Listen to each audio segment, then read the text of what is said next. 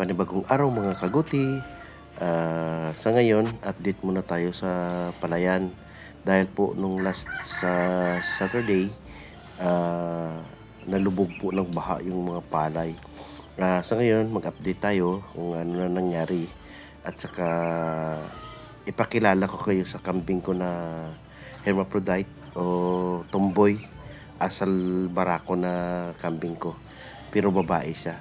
Pero bago ang lahat, maglinis muna tayo dun sa tirahan ng mga kambing. Tara na!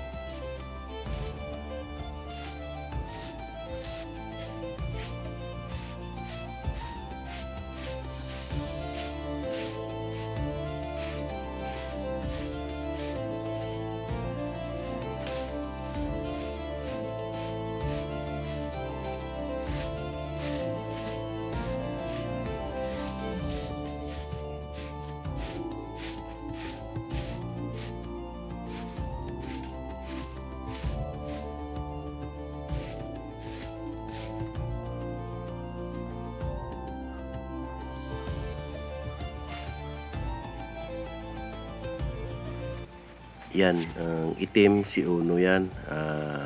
Ay yung hermaphrodite o tumboy ko na kambing. Asal barako po siya. Ang hermaphrodite o tumboy na kambing ay isang kambing na pinapanganak na may parehong ari ng lalaki at babae.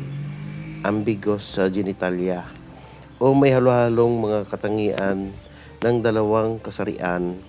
Madalas itong tinatawag na intersex at kadalasan baog o infertile.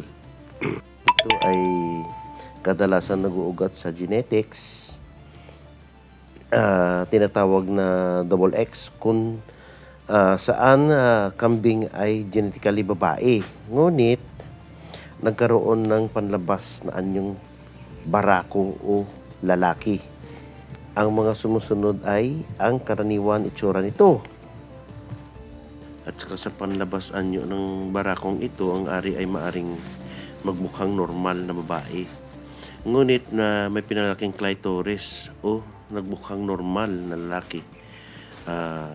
Internal na organ, kadalasan ay mayroon silang deformed na matris o ibang pang bahagi ng reproductive system ng babae at lalaki.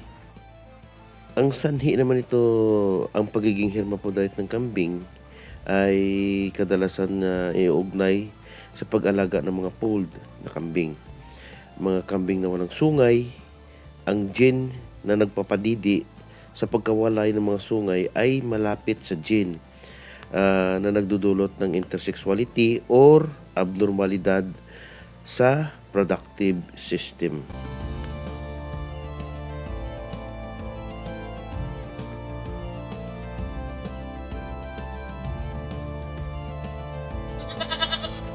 Ang hermaphrodite na kambing o tumboy na kambing, tinatawag ding intersex, ay kambing na pinapanganak na may parehong ari o katangian pang babae at lalaki.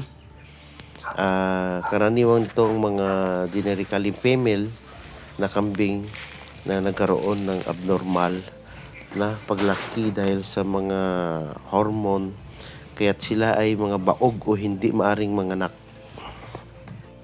Pero makulit ito, at saka itong turo na ito, nagsisilos ito. Pag lumapit ito yung tumboy ko sa mga babae, nagsisilos yung turo.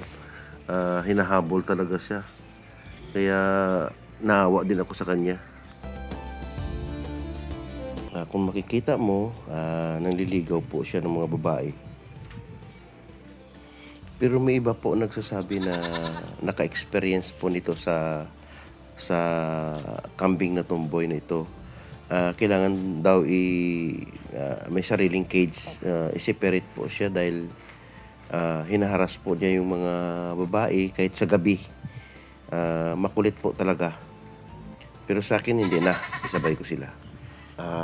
update muna tayo sa palayan. Puntahan muna natin habang nasa pastulan pa yung mga kambing.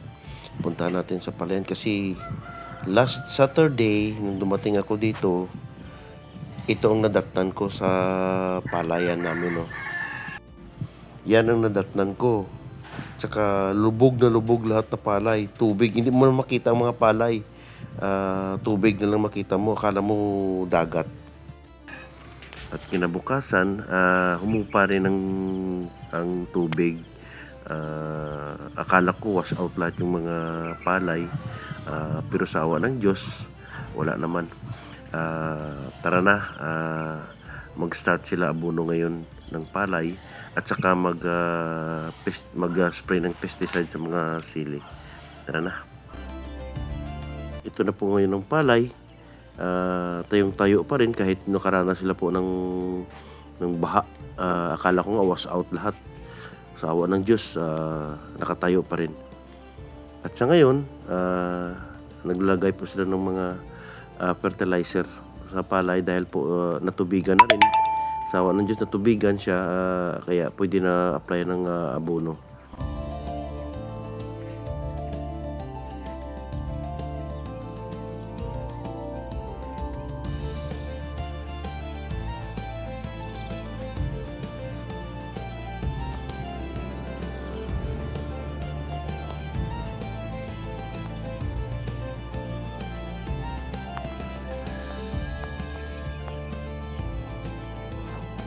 Dito naman sa kabila, bagong sili to, bagong tanim. Nag-i-spray po sila ng pesticide.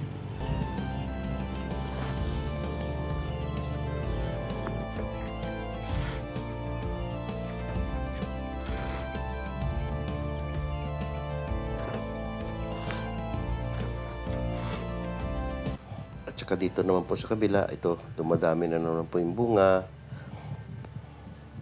Saka bali nauna po ito tanim dito na area. Puro sili po ito hanggang dun sa dulo.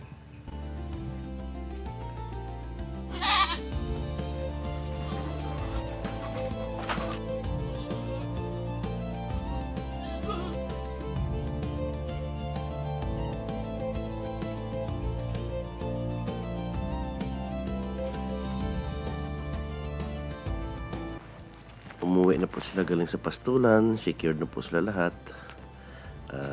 Tara na, uwi na po tayo.